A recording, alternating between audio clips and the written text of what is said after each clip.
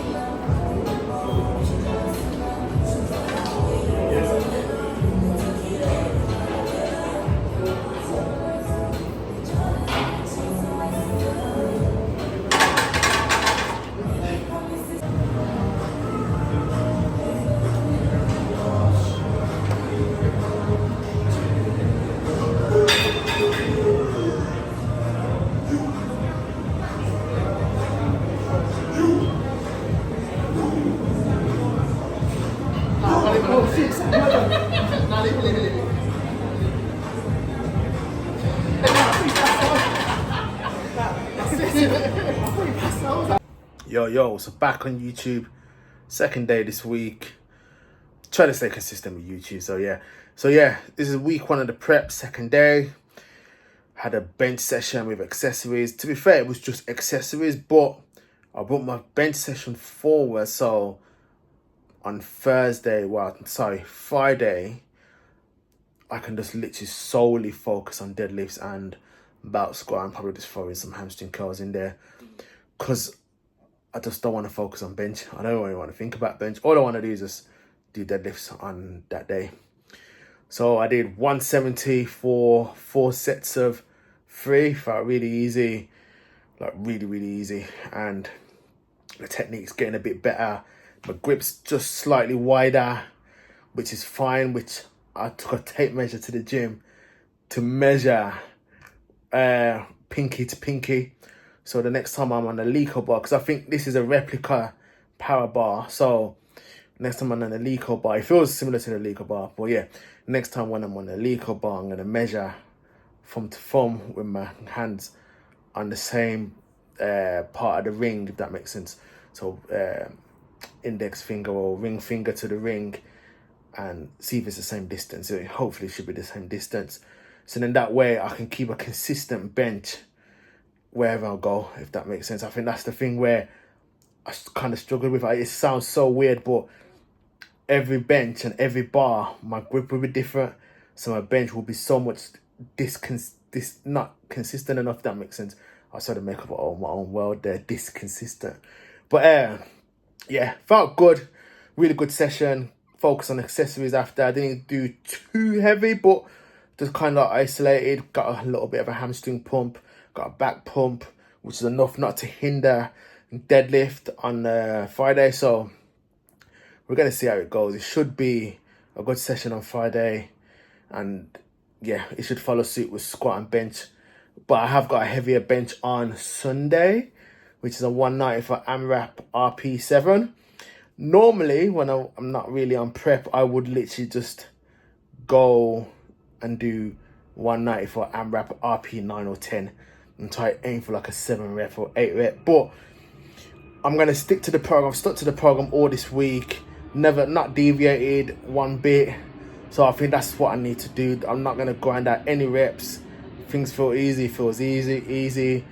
If my body feels like it's not going to move easy, then I'll just literally just lower the weight. I just want to just try and do a 6 week where I follow the program. You get me? So yeah. Yeah, man.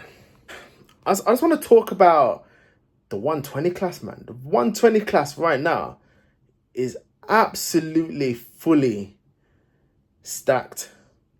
You get me? Like, it's absolutely crazy. And if you're not motivated by this, then, mate, it's absolutely, then, I don't know, you need to get motivated, because even the 83s and the 90, every weight category, in my opinion, is fully stacked. So, in my opinion, like, if you look at IPF Worlds or the North American Championships, I think that's what it's called, you're not motivated by that, then, boy, I don't know what's going to motivate you. But anyway, I'm in the 120 category, so I'm going to talk about the 120 category, and mate, some monsters are coming out of nowhere. So that should put the motivation really up there, if that makes sense. Even if you're in it to win or you're not in it to win, if you just want to compete, you should be motivated. But yeah, there's some characters that are popping out the woodwork. For me, my personal opinion, the two best 120s, this is my opinion, that's too strong. It's not the best, because on the day, under their competition, the strongest doesn't always win.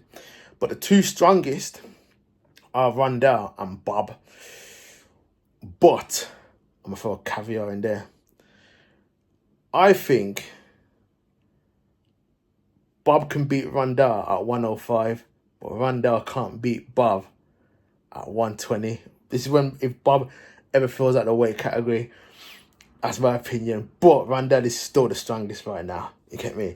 That's my opinion. But yeah, I think Ash said it in a podcast with King of the Lifts, that something along those lines. I don't want to say something that he didn't say, but something along those lines where Rondell can't beat Ash at 105, which was kind of interesting.